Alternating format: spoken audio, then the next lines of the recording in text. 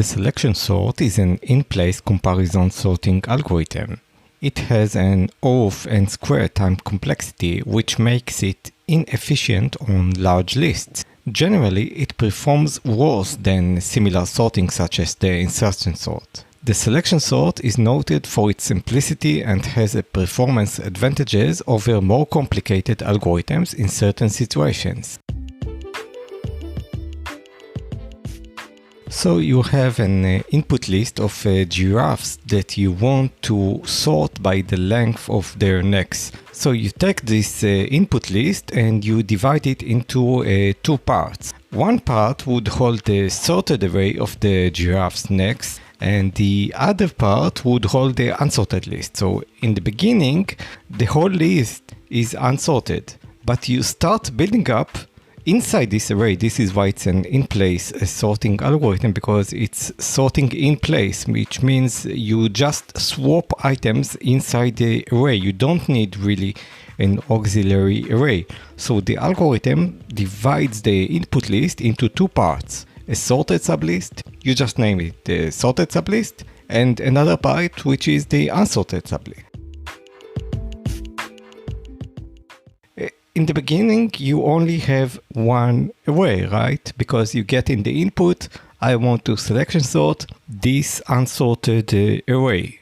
And the way you do this is that you start iterating through the array. You want now the first item to be sorted. In order for the first item to be sorted throughout the array, you need to find the minimal item. So the basic structure of the algorithm is find the minimal item, put it on the first place. Find the second minimal item, put it on the second place, and so forth.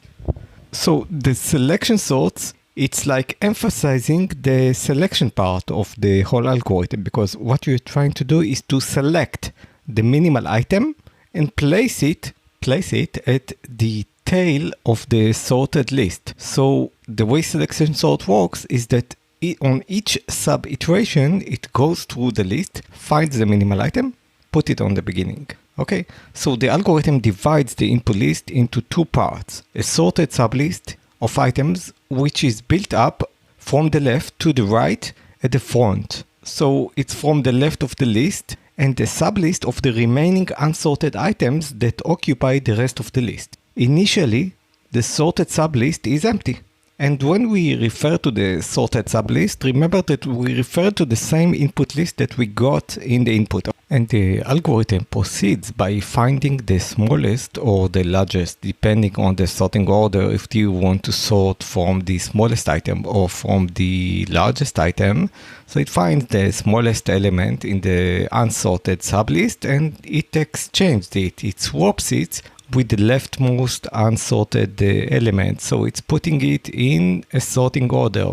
So in this way, when you look at the list, it's first unsorted. Then at the end of the first iteration, you would see that the first item is sorted. Then at the end of the second iteration, you would see that the second item is sorted. Then at the end of the third iteration, you would see that the third item is sorted. And the way it works is that because on the first iteration it places the minimal item on the left side, by swapping, by placing it, you just search for the minimal item and put it on the leftmost side. You swap it with the leftmost item. And this we call the sorted array, because we have just split the array. We just found the minimal item and placed it on the leftmost part. So we have a sorted array. The sorted array is the first item, which is the minimal item. Now we need to find the second most minimal item and we place it on the second place of the array. So now we have again two arrays, one unsorted because we only found the most minimal item, and the second most minimal item, placed it on the first two items on the left of the list, and the unsorted, and then you continue like this. Now in each iteration you're trying to find the minimal item, and because in each iteration you're trying to find the minimal item, you would like scan the list n times for each item, n times to find the most minimal, n-1 to find the second most minimal. So you would see that you have an inner loop. Yeah, like you have a loop inside the loop, which makes it of n squared time complexity.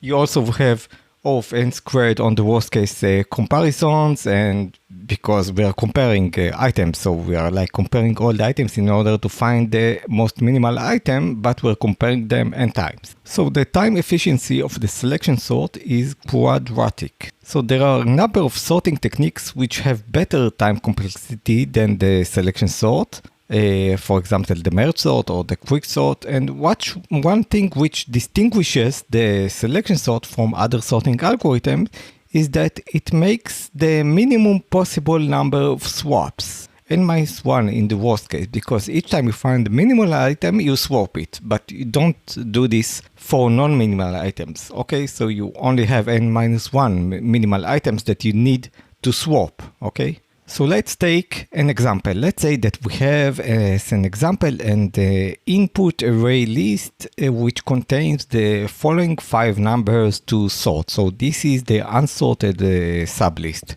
11, 25, 12, 22, and 64. So the minimal item is 11. Okay, so we leave it on the left side, and now we have one item which is sorted. The next minimal item that we find by scanning all the remaining items is 12. So we swap it with 25. The next minimal item is 22. So we swap it with the next item on the unsorted list, which is 25. And like this, we continue to scan the unsorted array until we manage to have a sorted sublist that contains all the items in the input. If we compare the selection sort to other sorting algorithms, then among all the quadratic sorting algorithms, all the sorting algorithms with a simple average case of O of n squared, then selection sort almost always outperforms bubble sort and insertion sort. After the kth iteration, the first k elements in the array are sorted, so in this way it's very similar. The insertion sort's advantage is that it only scans as many elements as it needs in order to place the k+1 element. So while selection sort needs to scan all the remaining elements because it needs to find the minimal item and to move it to the correct place. However, in simple calculations, we can see that insertion sort will outperform about half as many comparisons. It would need about half as many comparisons as the selection sort would need. Selection sort is preferable to insertion sort in terms of the number of writes or the swaps, because it has O of n writes, because we do only n-1 swaps. And of course, all the other divide and conquer algorithms such as merge sorts really beat it on large arrays because they are n of n log n. A variant of the selection sort is the heap sort, because also in the heap sort we find the minimal item, but the heap sorts provide us with the ability to immediately find the minimal item, and it's speeding up the finding and also of the removal of the minimal item. So when we implement the heap sort, it's a kind of an improvement over the selection sort, because both in the selection sort and both in the heap sort, we are trying to find the minimal item. But in the heap sort, we can reorganize the heap in O of log n, and this is instead of O of n that the inner loop has in the selection sort in order to find the minimal item. So in the heap sort, in the general case, you already have the minimal item at the top, but then you need to reorganize and reshuffle the heap, so it's O for log of n. But in the selection sorts, you need to scan all the items in order to find the minimal item, so it's O of n. And therefore, in the heap sort, it's O of n log n, because for each item, we take the minimal item, and we do this in n iterations. So you can just look at the heap sort as an enhanced selection sort.